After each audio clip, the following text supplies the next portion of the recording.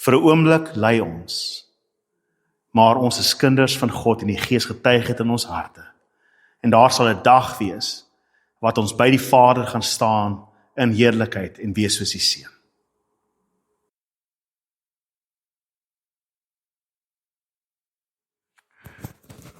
Wat sê? Ja, maar Roan. Die Bybel sê jy moet vergewe, jy moet lief wees vir my, ongeag my probleem, hoor. So vergewe my. Romeine 8, vers 12 tot 17. Daarom dan, broers, het ons 'n verpligting, maar nie teenoor ons sondige aard om daarvolgens te leef nie. Want as julle volgens julle sondige aard leef, sal julle sterf. Maar as julle deur die Gees die praktyke van die liggaam doodmaak, sal julle leef. Almal wat deur die Gees van God gelei word, hulle is kinders van God. Julle het immers nie 'n gees ontvang wat verslawing bring, sodat julle weer bang hoef te wees nie. Nee, julle het die Gees ontvang wat bevestig dat ons tot kinders aangeneem is. En deur hom roep ons, Abba Vader. Die Gees self getuig teenoor ons gees dat ons kinders van God is. Maar as ons kinders is ons ook erfgename. Erfgename van God en mede-erfgename met Christus, mits ons inderdaad saam met hom ly, sodat ons ook saam met hom verheerlik kan word. Vader, ek bid dat U werklik hierdie woord diep in ons harte sal plant. O Heilige Vader, dat ons sal besef wat dit vir ons vanmôre beteken om te kan sê ons is kinders van God. Dat ons vanmôre volgens die gees van aanneming nie meer ver is nie, nie meer buitekant is nie, maar dat ons in die Vaderhuis is. Dat ons welkom is, en meer as net dit, dat ons erfgename is, saam met Christus, U Seun. En Heilige Gees, U wat dit getuig in ons harte, bid ek dat U dit sal uitroep in ons harte vanmôre. Dat enigeen wat vanmôre hier is en onseker is, oor waar hulle staan met U vanmôre, dat U, o Gees, in hulle harte sal uitroep, jy is 'n kind van God. En Here Jesus, U, deur wie dit alles bewerk is, en in wie ons vanmôre aangeneem is. En saam met wie ons erfgename is, mag U vereer word, mag U verheerlik word in hierdie woord vanmôre. Amen en amen. Nou, die boek van die Romeine tot dusver, veral hoofstuk 1 tot 3 en dan so 'n bietjie gerus in hoofstuk 5 en toe 6 en 7, was hoofsaaklik gefokus op ons geregtigheid voor God. Ons het gesien veral in hoofstuk 1 tot 3 dat almal is sondaars en almal is bestem vir die ewige verdoemenis. Almal staan onder die toren van God, want God is 'n heilige God en ons is onheilige mense. Ons is in ons wese sondig. Ons het 'n aard van sonde, ons is sondaars. Maar ons het gesien in Romeine ook dat die hoop vir ons juist daarin lê dat Christus in sy geregtigheid en in sy regverdigheid die volle prys vir ons sondes betaal het en dat ons nou vanmôre voor God staan geregtig, vergewe en heilig. Dat ja, God is die regter wat sal oordeel oor die lewendes en die dooies en hy staan as regter gereed om sy oordeel uit te stort. Daar is 'n dag van oordeel wat vir ons wag. Daar is 'n dag wat God uiteindelik 'n einde gaan maak aan alles in hierdie wêreld en al die nonsens wat aangaan. God is die regter. Hy is 'n heilige God en ons behoort te besef hoe heilig hy is en ons lewe behoort gerig te word volgens daardie heiligheid. Maar Paulus herinner ons in hierdie kort gedeelte in hierdie paar verse dat dit nie die enigste fokus is van wie God is nie. Ja, hy is God. Ja, hy is regter. Maar prys die Here, hy is ook ons Vader. En as ons net op die geregtigheid en die heiligheid en die regverdigheid van God fokus, dan dink ons net dat dis alwaaroor ons geloof gaan. Ek moet seker maak dat ek in pas bly. Ek moet seker maak dat ek reg doen. Ek moet seker maak dat ek nie uit die bus uitval nie. Ek moet seker maak dat my lewe heilig genoeg is om te pas by die heilige bestaan waartoe ek geroep is. En my hele fokus is as 'n verweerder wat voor 'n regter staan en homself moet verdedig. Ek weet nie of julle al ooit so gevoel het as julle by 'n padblokkade aankom en jy sien daar staan die speedkops en hulle trek mense af nie. Jy weet nie hoekom trek hulle mense af nie. Al wat jy begin wonder is my kar se lisensie reg, is my bestuurderslisensie op datum. Jy maak dubbel seker die hele tyd net om seker te maak is alles reg. En jy weet alles is reg, maar jy voel nog steeds asof jy daar gaan kom en hy gaan jou aftrek. Want jy weet nie wat fout is nie. Miskien is my een van my ligte stikkend. Miskien is iets nie reg in die kar nie. Is daar iets wat hy gesien het? Is daar iets wat hy aan my gaan sien wat gaan sê daai persoon lyk soos 'n skuldige persoon? En hy gaan my aftrek. Jy het daai vrees wat in jou opkom. Jy weet nie wat gaan gebeur nie. Gaan hy my aftrek? Gaan ek tronk toe gaan? Ek weet nie. Is daar boetes waarvan ek nie weet nie? Hoe weet ek? Ek weet nie of jy al so gevoel het nie. Al weet jy alles is reg, het jy nog steeds daai vrees binne in jou. En dit is waar teen Paulus hier waarsku. Is dit as jy God net sien as 'n regter, dan is jy heeltyd bekommerd oor, is ek reg? So baie mense het al na my toe gekom en gesê, hoe weet ek gaan hemel toe? Hoe weet jy vanmôre, jy gaan hemel toe? En jy mag dalk sê, wel, ek dink ek gaan. Ek staamlik seker ek gaan. Want ek gaan daar in kerk toe. Ek doen nie te veel dinge verkeerd nie. Ek is maar soos enige ander mens wat partykeer foute maak, maar ek bieg voor die Here elke aand wanneer ek bid. Ek lees my Bybel. Nie so gereeld so wat ek moet nie, maar daarom af en toe. Ek kom ten minste Paasnaweek kerk toe en Kersfees kerk toe. Ek is okay. En ek luister na geestelike liedere. Ek sing bietjie in my kar, sit die musiek op en ek sing bietjie en ek kan bid bietjie in die kar. Ek dink ek is okay. En vanmôre, broer en suster, wil ek jou hier uitstuur. Met hierdie wete, dat jy gaan nie kan weet, jy is gered in jou eie werke nie. Jy kan nie. Maar jy kan dit weet vanoggend. Die Gees getuig teenoor jou gees dat jy kind van God is. En dis al wat saak maak. Nie wat ons het nou dis nou middel van die jaar, en ons het performance reviews by die werk, wat ek nou vir hulle moet sê hoe goed ek is, of hoe goed ek dink ek is. Hoe goed het ek hierdie jaar gedoen by my werk?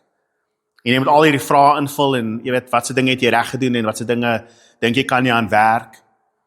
Ek natuurlik dink ek is awesome, daar's niks wat verkeerd is in my werk nie. Gee my verhoging en gaan aan met julle lewens, ek doen reg. Maar ons voel partykeer in ons geestelike wandel, in ons Christelike lewe, asof ons elke nou en dan voor God moet staan en 'n performance review moet doen om te sê, is ek nog okay? Kan ek nog kerk toe kom? Kan ek nog by u tafel kom aansit? Is ek nog welkom in die huis? Of het ek te veel nonsens aangevang? En Paulus sê, daardie denke is die ou vlees. Daardie denke is daai ou vlees van jou wat jou probeer ooreed, dat jy iets anders te moet doen om beter te wees. Maar uiteindelik is daar net een wete wat jy het, en dit is die Gees wat in jou hart uitgestort is, wat vanmôre vir jou sê, jy is 'n kind van God. En as God sy Gees in iemand se hart uitgestort het, wat getuig dat jy 'n kind van God is, dan neem hy daai Gees nie terug nie. Jy is vanmôre verseker van jou verlossing, omrede die Gees in jou hart uitgestort is. En die Gees in jou hart getuig dat jy 'n kind van God is vanmôre. En so as jy alles anders te gaan vergeet wat ek vanmôre nou nog gaan deurwerk deur hierdie gedeelte, onthou dit. As die Gees van God in jou hart getuig dat God jou Vader is, dan is jy 'n seun of dogter van God.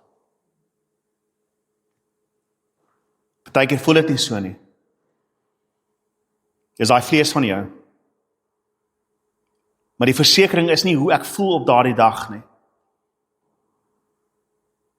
'n kind wanneer hy stout is, dink nie skielik dat hy nie meer 'n kind in die huis is nie. Reg?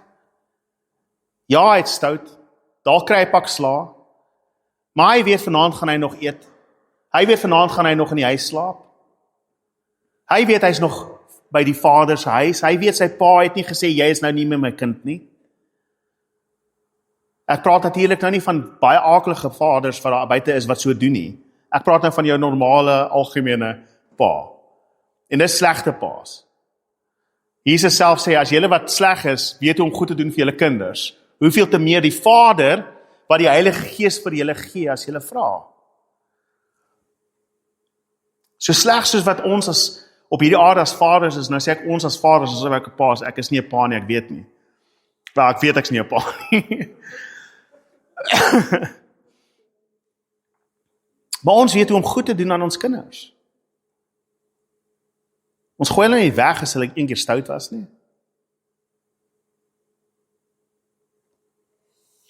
En so ook ons Vader. En so onthou dit vanmôre, broer en suster, jy is 'n kind van God as die Gees dit in jou hart getuig, nie as jy op 'n sekere manier uitbeeld nie.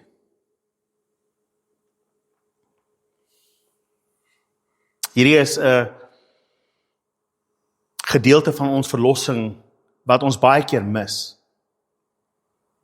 Ons sien nie altyd wat God vir ons gedoen het nie. Ons besef die konsep van Christus wat gesterf het op die kruis vir ons kan dit insien, ons sien die vryspraak wat ons ontvang het, deur Jesus wat gesterf het vir ons sondes.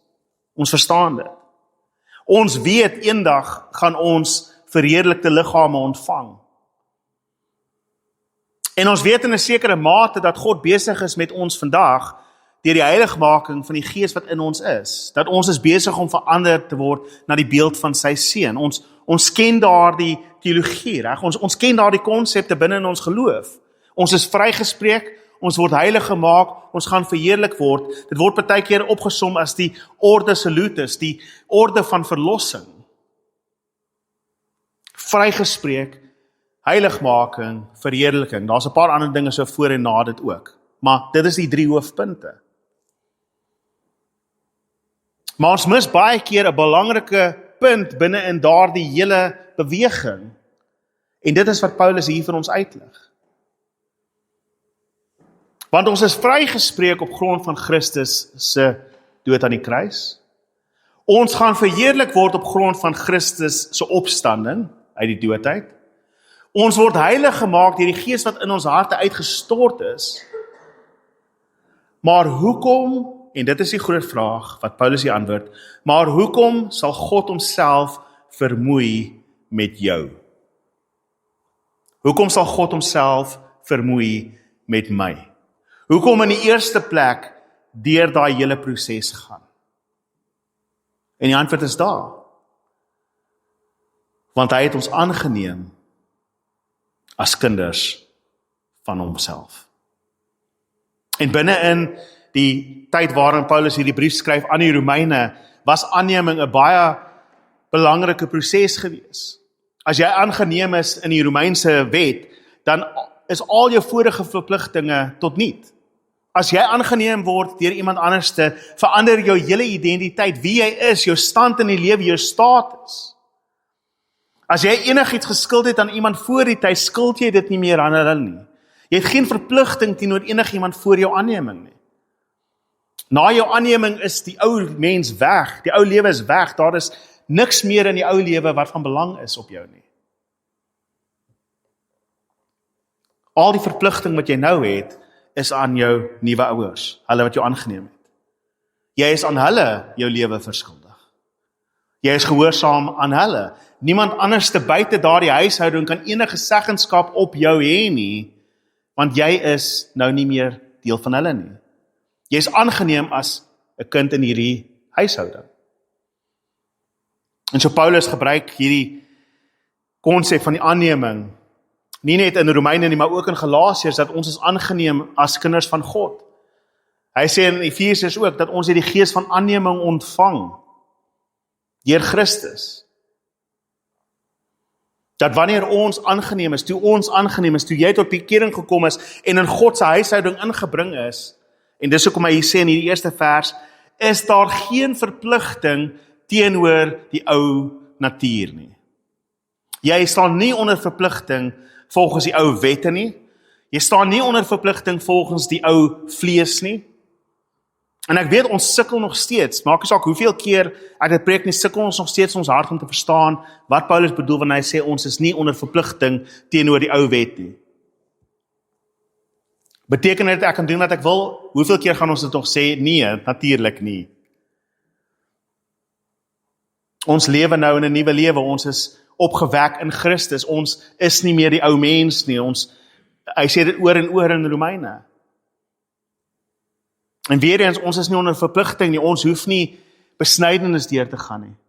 Ons hoef nie die tempel te besoek 1 keer 'n jaar nie. Ons hoef nie offers te bring op sekere dae nie. Ons hoef nie sekere sabbate te heilig nie. Ons hoef nie feesdae by te woon nie. Ons hoef nie enige van die wette wat ons by onsself plaas na te kom nie. Daarom sê dat julle het 'n gees ontvang, nie van verslawing nie, maar gees van aanneming, want die verskil is, in die hele Ou Testament en die wet wat ons gehad het voor Christus, het alles gegaan oor hoe jy optree, en as jy fout gemaak het, dan bring jy 'n offer om verskoning te vra, en jy is vir daardie oomblik, is jy in 'n regte verhouding met God. En jou hele lewe was gerig volgens daardie wette. Ek moet pas op dat ek nie oortree nie. En dit is hoekom hulle soveel wette bygevoeg het. Al wat die wet gesê is, jy moet die Sabbat heilig. Want God het vir 6 dae gewerk en op die 7de dag gerus. Met ander woorde, hier is 1 dag wat vir jou gegee word. Net om vandag vir julle te sê waar die Sabbat gaan. Wanneer Jesus sê die Sabbat is vir die mens geskep, nie die mens vir die Sabbat nie. Die Sabbat is belangrik omdat dit 'n toekomstige heenwyse is na die rus wat ons gaan ontvang eendag. Want die vloek van die sonde is, in die sweet van jou aangesig sal jy werk en jou brood verdien. 7 dae 'n week. Jy gaan elke dag moet werk. En God sê vir sy volk, hier is vir julle 1 dag wat julle dit nie hoef te doen nie. 1 dag wat jy kan rus van die werk en die striweling en die worstelstryd wat jy in die lewe het. Daar's 1 dag wat jy heilig apart sit en nie volgens die wêreld handel nie. En so wat doen die mens? As ek enige woord skryf wat meer as 3 letters is, dan werk ek, dan is dit sonde. As ek net 'n bietjie te ver stap op die dag, dan sondig ek. As ek op 'n stoel sit, en dit is altyd my gunsteling voorbeeld, as ek op 'n stoel sit en ek skuif die stoel agtertoe en daai poot van daai stoel maak 'n gleufie in die grond, dan het ek tegnies gewerk en die grond bewerk. En so ek moet liewerste nie te veel skuif op 'n stoel nie. Want dis hoe ons as mense is. Want ons is bang om die Sabbat te ontheilig, so ons plaas al die ander wette by ons. Ek gaan 'n ander voorbeeld noem en julle gaan geduldig met my wees met hierdie verduideliking. Wag tot die einde toe. As julle al na dit kyk, moenie skiep en sê hierdie pastoor sê nou vir ons mag dit doen nie. So ek is versigtig, ek waarsku nou. Maar kom ons vat een van die ander dinge. Jy moet nie dronk word nie. Dronkenskap is sonde. Ons weet dit. Dronkenskap is sonde, reg? So wat doen ons? Ons mag nie drink nie. Nee, dronkenskap is die sonde. Maar om te stop dat ons nie dronk word nie, maak ons 'n nuwe wet, jy mag glad nie drink nie. Geen alkohol oor jou lippe nie. En dit sluit in hoesmedisyne, wat alkohol in het. Of partykeer van daai herbal goedjies wat jy op jou tong sit en alles, dis alkohol daai. En ons begin al hierdie praktiese, jy mag geen alkohol oor jou lippe kry nie, want net dan word jy dronk daarvan. Maar dan gaan ons nog 'n bietjie verder en soos wel, ek wil nie eers in die teenwoordigheid van drank wees nie, want net nou is daar die versoeking om drank te drink en dan word ek dronk. So ek gaan kuier nie by mense wat ek weet wyn gaan drink saam met hulle ete nie. So ek ontneem my van die geselskap van daardie mense. Vergeet heeltemal van die feit dat Jesus saam met hulle geëet en gedrink het. Ek gaan nie. En dit is nie eens genoeg nie. Ek is bang om by 'n restaurant te gaan eet, want miskien gebruik hulle alkohol in die voorbereiding van hulle kos. Jy kan nie 'n lekker spaghetti en bolognese maak sonder rooiwyn nie. As jy 'n lekker sous wil maak vir jou steak, rooiwyn is 'n baie goeie basis waarmee jy kan begin vir 'n goeie sousie, Maar genigtig, moet asseblief dit nie gebruik nie. Party mense gaan so ver en sê, wel, asyn is net een stap weg van alkohol af. So moenie eens asyn gebruik nie. En so plaas ons al die wette rondom ons vir die een ding wat gesê het, moenie dronk word nie. Reg? Dis waar dit begin het. En dit eindig met, ek wil nie eens asyn in my kos insit nie. Want net nou sit te naby aan drank. Dis die vlees. Dis die vrees.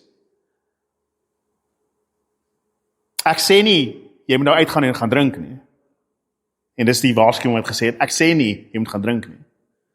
Dis goed om weg te bly van drank af. Maar die drank is nie die sonde nie, die dronkenskap is die sonde.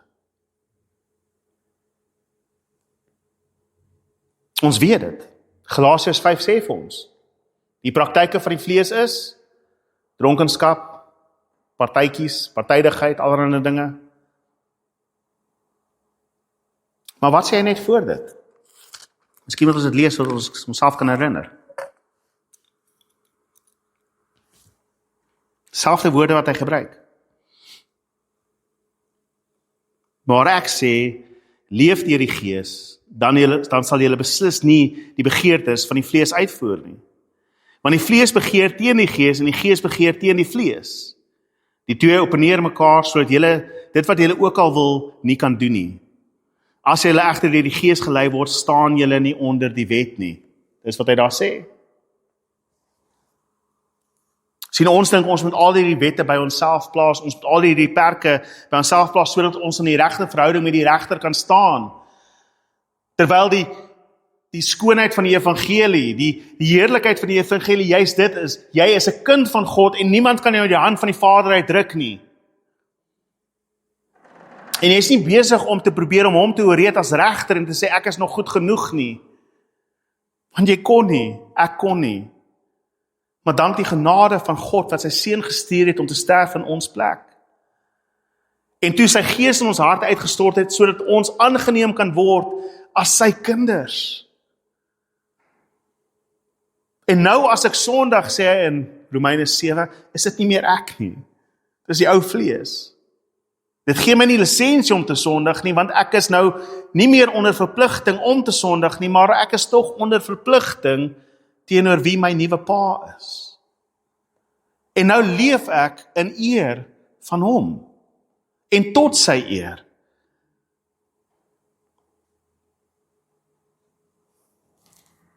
Die wat volgens die praktyke van die vlees leef, sê hy, hulle is nog in die vlees.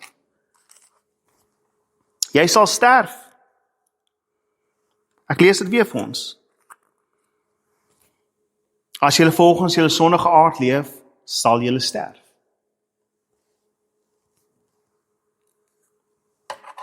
Nou is die vraag seker, maar beteken dit dat daar wel 'n gevaar is wat ek het om my verlossing te verloor? As ek sonde doen? Partykeer is daar sonde wat ons gereeld doen. Partykeer is daar dinge wat ons gereeld aan skuldig is. En ons voel dikwels dat ons God teleurgestel het. En die vraag is dan, as ek dit te veel doen, is daar 'n gevaar dat ek dit gaan verloor? En die antwoord is nee. Want hulle wat deur die Gees van God gelei word, is kinders van God. As jy glad nie bekommerd was oor jou sonde nie, dan was jy nie deur die Gees van God gelei in die eerste plek nie. Die feit dat jy weet, jy het verkeerd gedoen, die feit dat jy bewus is van daardie fout, die feit dat jy enigstens bewus is dat jy onheilig was voor 'n heilige God, en dat jy jou Vader teleurgestel het, is bewys dat die Gees in jou hart getuig. Jy is 'n kind van God, hoekom het jy so opgetree? Maar jy kan sien, daar's 'n eksklusiwiteit. Hulle wat deur die Gees van God gelei word, is kinders van God.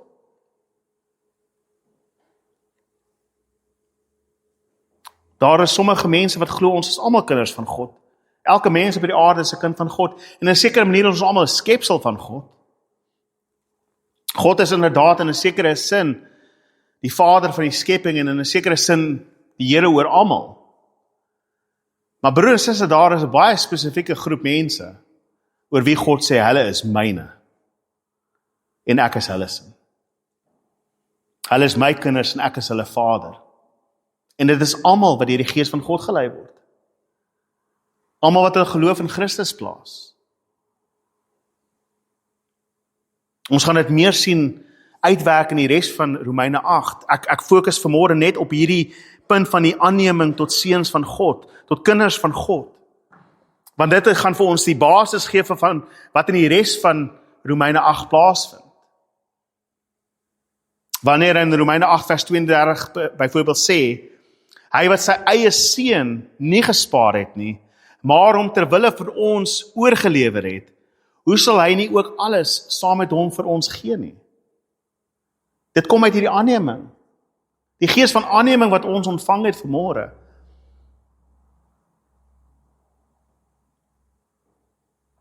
As jy die gees van God in jou hart het, wat vanmôre getuig dat jy 'n kind van God is, dan wil ek vir jou sê, broer en suster, jy is verseker van jou verlossing. Ons hoef nie in vrees en bewing in ons vorige bestaan te wees. Ons het nie daardie gees ontvang nie. Here, is ek nog okay? Here, is ek nog gered?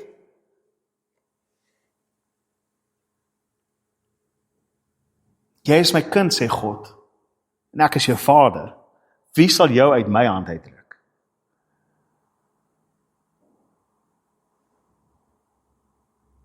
Niemand is sterker as God nie.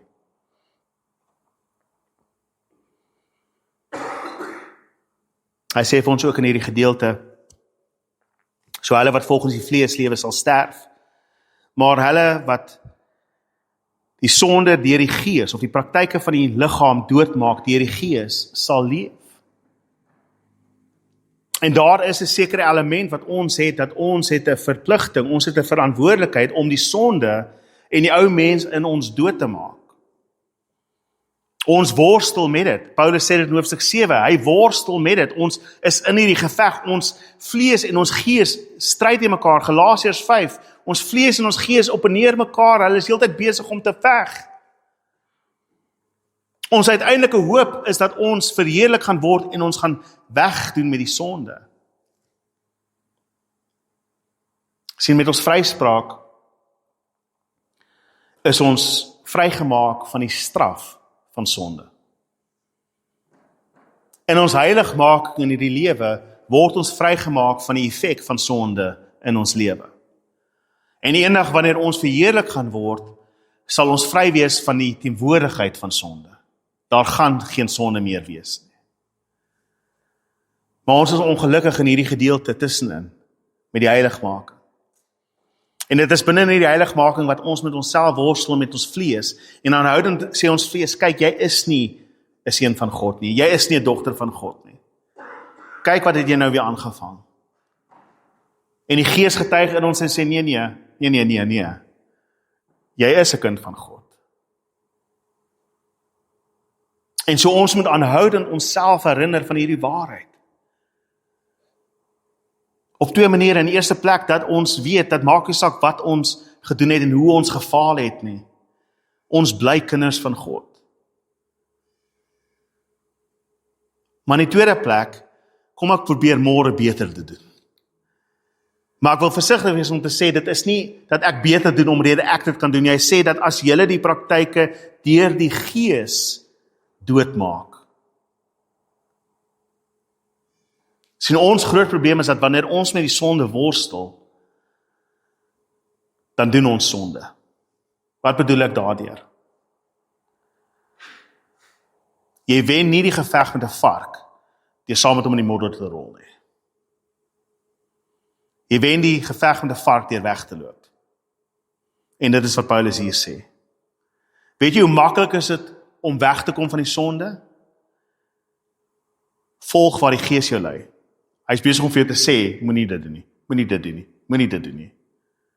En wat doen ons? Ons doen presies dit. Al wat jy hoef te gedoen het, is weg te geloop het van die sonde af. Ek bring ons weer terug na daardie ding van die wyn en jy weet die dronkenskap. Soos ek moet al hierdie dinge sit, en jy is so bewus van die wyn en die dinge wat rondom jou is. Jy is besig om 'n ander sonde te pleeg, terwyl jy probeer om nie hierdie sonde te doen nie. Jy hoef eenvoudig net vir mense te sê, nee, dankie, ek drink nie. Dit is letterlik die maklikste ding om te doen. Nee, dankie. Loop net weg. Sê net nee. Ek sê dit is so maklik, maar ons weet dit is moeilik. Maar met baie dinge soos dit, al wat hy sê is, as jy deur die Gees van God gelei word.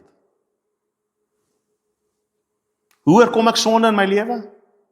Doen wat die Gees vir jou sê om te doen. As jy besig is met die Gees, het jy nie tyd vir die vlees nie. Dit is so eenvoudig dat ons dink dit is te maklik. Dit is te maklik. Ja, daar moet iets meer wees. So party kerke het 'n spesifieke kleredrag. Jy moet 'n spesifieke kleer aantrek as jy kerk toe kom. Jy moet sekere dinge doen.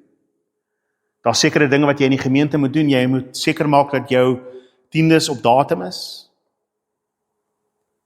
Sekere kerke wat sê, bring jou salarisstrokie vir ons moet seker maak dat jy wel 10% betaal. Dit is nonsens. Kerke waar hulle sal sê, as jy nie elke bidtuur bywoon nie, as jy een bidtuur mis, dan is jy so onheilig, jy kan jouself nie eens help nie. Waar in die Bybel staan dit? Jy mag nie dit doen nie, jy mag nie dat doen nie. Vroue moet nie broeke dra nie, vroue moet hoedens dra.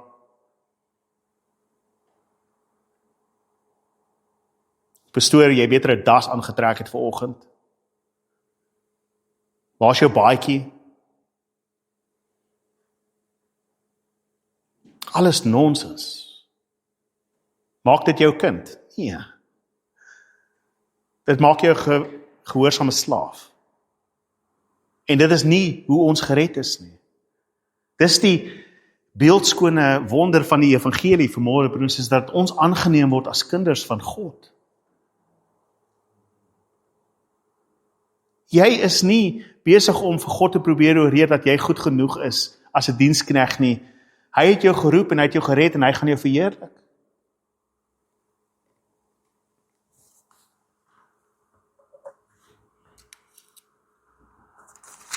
Ons gaan naby uitkom by Romeine 8 en ek kan nie wag nie.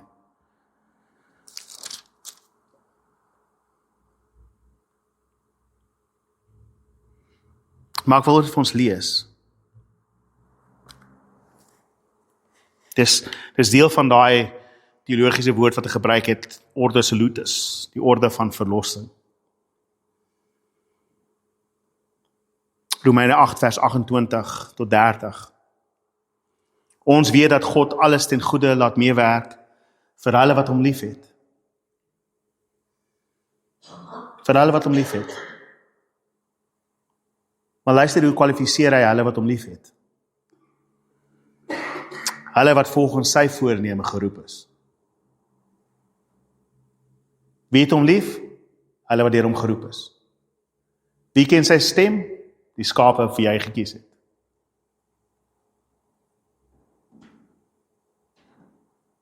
Want hy het hulle reeds van tevore geken. En hy het ook vooruit bestem dat ons gelykvormig aan die beeld van sy seun sal word. God het geweet, hy het geken, hy het jou geroep, en hy is besig om jou gelykvormig aan die seun te bring. En luister na hierdie vers 30, dit is so belangrik. En hulle wat hy vooruit bestem het hy geroep, die wat hy geroep het hy vrygespreek, die wat hy vrygespreek het, sal hy ook verheerlik. En daar is geen omdraai by God nie. Daar's 'n versekering. Die wat hy geroep het hy vrygespreek deur die Seun. En ek en jy het niks daarmee te doen gehad nie. Christus het dit gedoen. Ons is vrygespreek in die Seun. En hy is besig om ons gelykvormig te stel aan die Seun, deur die Gees wat in ons werk. Weereens nie ons nie, Hy doen dit alles. En hy gaan ons uiteindelik verheerlik. Weereens, nie ons nie, hy. Dit los ons nie buite die prentjie dat ons niks doen nie. Natuurlik leef ons tot eer van God. Ons is vrygespreek om te leef vir God.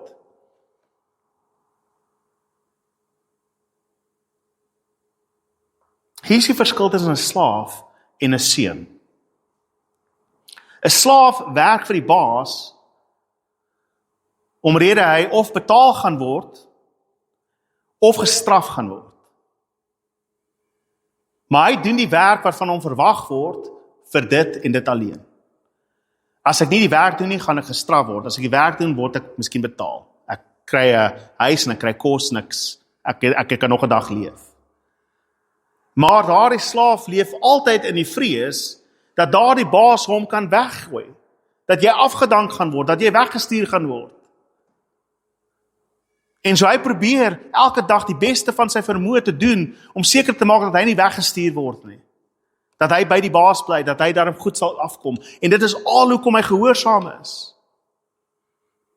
Maar hy gee nie om wat met die baas gebeur nie, hy gee nie om wat met die huis gebeur nie, hy gee nie om met wat enigiets gebeur op daardie plek nie. Hy gee net om oor homself. En sy gesondheid. Maar 'n seun werk nog steeds in die huis. Maar hy werk nie onder dwang nie. Hy doen dit omrede hy sy vader liefhet. Omrede hy weet, en dit is wat Paulus sê, ons is erfgename. Ek gaan dit erf. Hoekom sal ek dit afbreek? Hoekom sal ek dit sleg maak? Hierdie is my erfporsie. En so alles wat die vader het, behoort aan die seun. En so die seun gee om oor dit wat aan die vader behoort. En is gehoorsaam in die vader se huis, is getrou in die vader se huis, omrede hy die vader liefhet. Omrede hy weet, dat alles wat die vader behoort, behoort aan my. En daardie seun leef nie in die vrees dat die pa my gaan weggooi en wegstuur nie, want ek is die pa se seun. Dis die verskil tussen 'n slaaf en 'n kind van God. Altyd doen dalk die werk, maar vir verskillende redes. En ons is vrygespreek, ons is aangeneem as kinders van God, nie sodat ons gehoorsaam is uit dwang nie, maar omrede ons gehoorsaam is, omrede ons lief is vir God. En die Gees getuig dit in ons harte, dat jy is 'n kind van God.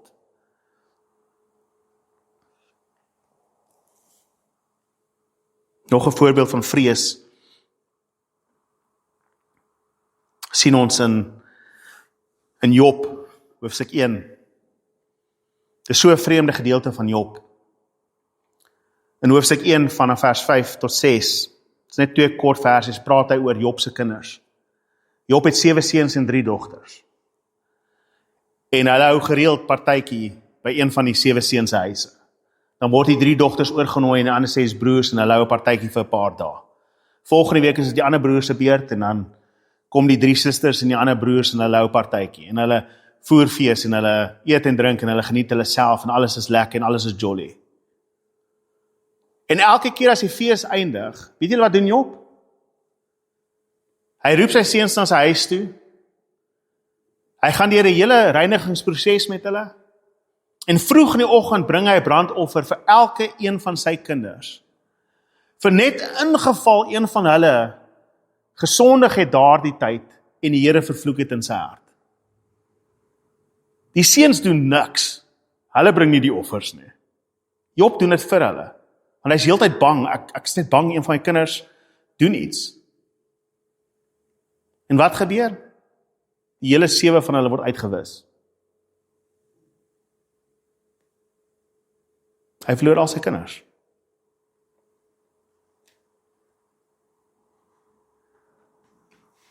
Sien, ons kan in vrees leef, in die vrees van verslawing, dat ons moet probeer om te presteer voor God. Maar broer en suster, jy is 'n kind van God. So mooi hoe hy sê daar. Die Gees getuig teenoor ons gees dat ons kinders van God is. Dis die Gees wat in ons die reg gee om uit te roep, Abba Vader. Niemand anders in hierdie wêreld kan dit sê van God nie, behalwe hulle wat deur die Gees van God gelei word. Dit is nie dat almal kinders van God is nie, almal is nie kinders van God nie. Maar ons het hierdie voorreg om vanmôre te kan sê, Abba Vader. En te kan weet dat alles wat hy in die Seun gegee het, gee hy aan ons. Daai vers is verstommend in vers 17. Maar as ons kinders is ons erfgename van God, mede-erfgename saam met Christus, wat beteken dat alles wat hy vir Christus gee, gee hy vir ons vanmôre. Wat 'n groot genade is dit wat ons nie ontvang het in hom nie. Wat 'n versekering het ons nie vanmôre dat ons gered is, die blye versekering, Jesus is myne. Dit is so 'n wonderlike lied daai. Ek kan hom nie sing nie, want daai een noot gaan te hoog vir my en ek kan nooit by hom uitkom nie. Iemand anders gaan hom eendag vir ons moet sing. Maar dit is 'n mooi lied, blye versekering, Jesus is myn. En niemand kan ons uit sy hand uitruk nie. Ons is erfgename en ons sal alles ontvang wat die Seun ontvang het. En net voordat in ons gedagte die idee opkom, dat dit beteken ek gaan ryk wees, ek gaan nooit siek wees nie, en ek gaan alles net goed in my lewe het, voeg hy hierdie verstommende gedeelte aan die einde by, mits ons saam met hom ly, sodat ons saam met hom verheerlik kan word. En wat is dit, Paulus? Wat se lyding praat jy nou hiervan? Hoekom gooi jy dit nou in, na al hierdie mooi woorde wat jy gesê het, jy is 'n kind van God, jy is 'n mede-erfgename met Christus, jy gaan alles ontvang in hom, die Gees getuig in jou harte, maar jy moet eers ly. Jy moet eers saam met Christus ly. Wat bedoel hy daardeur? Dit is die testament van die Nuwe Testament, dit is die woorde wat ons sien in die Nuwe Testament, dwars deur elke brief skryf Paulus daarvan. Ons sien dit in Openbaring, ons sien dit, Jesus praat daarvan in Johannes. Wanneer Jesus sê dat die wêreld haat my, en omrede die wêreld my haat, haat hy julle. As jy deur die Gees van God gelei gaan word, gaan die wêreld jou haat. As die wêreld jou lief het, moet jy die groot vraag vra, is ek op die regte pad? As die wêreld na die kerk kan kyk en sê, ons hou van dit, is daar 'n probleem. Daar's 'n probleem. Ja, hulle mag dalk mooi praat partykeer van die werk wat die kerk doen, maar by die einde van die dag, wanneer hulle sê, ons wil niks met die Christene te doen nie, ons wil niks met Jesus te doen nie, en hou dit weg van ons af. Ons gaan verdrukking op hierdie aarde verdra. Jesus sê self dat julle in hierdie wêreld is daar net verdrukking. Maar hou moed, ek het die wêreld oorwin. Hulle gaan julle in tronke gooi, hulle gaan julle in stukke kap, hulle gaan jou haat, hulle gaan julle sleg sê. En in daardie sin gaan elkeen van ons op een of ander tyd ly. Wanneer ons partykeer by 'n geleentheid is, en ek weet nie of julle dit al gekry het nie, wat jy die intense hartseer kry wanneer jy kyk na hoe mense optree by daardie geleentheid. En jy dink by jouself, Here, ek wens net hulle kan ek ken. Dis 'n lyding partykeer om by daardie plekke te wees en te sien wat aangaan. Maar daar is ook die lyding wat ons partykeer het, daardie worstelstryd wat ons het met ons vlees. Om versoek te word, soos wat Jesus versoek was in die woestyn. Daar is baie keer wat ons prys moet gee, dit wat vir ons geluk sou gebring het. Of tydelike geluk altans. So ons ervaar lyding in verskeie maniere. Ek dink Jakobus sê dit die beste. Jakobus 1. Ek hou altyd daarvan om 'n bietjie Jakobus in te bring by Paulus, want mense dink ons sou stry met mekaar. Hy sê in vers 2 van hoofstuk 1, en dis sommer hoe Jakobus sy brief oopmaak, dis fantasties. Beskou dit as 'n groot vreugde, my broers, wanneer allerlei versoekings en stryd julle oorval.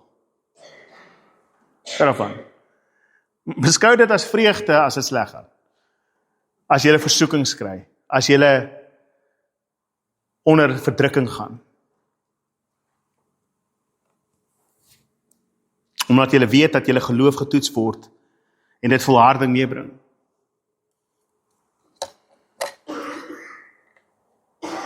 Dit is nie die Here wat ons straf nie. Dit is die feit dat ons in 'n tydelike, verganklike liggaam leef, waar ons worstel met ons vlees. Maar ons het hierdie hoop. En dis waarmee ek wil afsluit, met die hoop. Dat jy gaan verheerlik word. Op die laaste dag wanneer hy jou opwek uit die dood uit. En wanneer die teenwoordigheid van die sonde heeltemal weggeneem word. Soveel soos wat jy nou struikel. Soveel soos wat jy nou sukkel.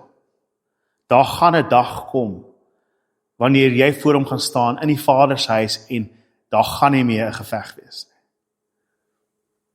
Want ons gaan nie meer in vlees wees nie. Ek wil amper gelees wat volgende Romeine aangaan, want dit is volgende week se storie. Ek gaan vers 18 lees. Ek moet. Hoe laat is ons? Hoe lang kan ons aangaan met hierdie preek vandag? Ek het al eindig, né? Vers 18, laaste vers 18. Ek is oortuig dat die lyding van die huidige tyd nie vergelyk kan word met die heerlikheid wat bestem is om aan ons geopenbaar te word nie. Vir 'n oomblik ly ons, maar ons is kinders van God en die Gees getuig het in ons harte. En daar sal 'n dag wees wat ons by die Vader gaan staan in heerlikheid en wees soos die Seun. Amen. Vader, ek bid, Here God, U seën oor elkeen van ons dan vanmôre, Here. Vader, mag ons vanmôre hier uitgaan en besef en absoluut bewus wees van die waarheid dat ons kinders van God is, want U Gees getuig dit in ons harte vanmôre. Dit is U wat die Gees in ons hart uitgestort het, Vader, sodat ons verseker kan wees van ons verlossing. Dat die werk wat U begin het in ons sal voltooi word op die dag wanneer Christus terugkom. En Here Jesus, deur U werk wat U bewerk het op die kruis en in die opstanding, weet ons, Here, dat ons nie net vrygespreek staan nie, maar dat ons deur U en in U aangeneem is as kinders van die Vader. O heilige genade en goedheid wat ons ontvang het, Here, mag ons dit besef elke dag en mag ons leef volgens daardie wete vanmôre, Here. Mag ons hier vandaan gaan, Here God, en leef in die nuwe lewe wat ons ontvang het in Christus. Gelei deur die Gees, waarin ons die praktyke van die vlees elke dag doodmaak, Here. Kom, o Gees van God, en lei ons in U genade en in liefde en U wysheid. Wees ons helper, wees ons trooster, wees ons beskermer. Aan U kom toe die eer en die lof en die majesteit, o Vader. U wat alles bewerk het volgens U plan en U wil en U wete. Here, U wat voor die grondlegging van die aarde ons bestem het tot daardie heerlikheid waartoe U ons bring.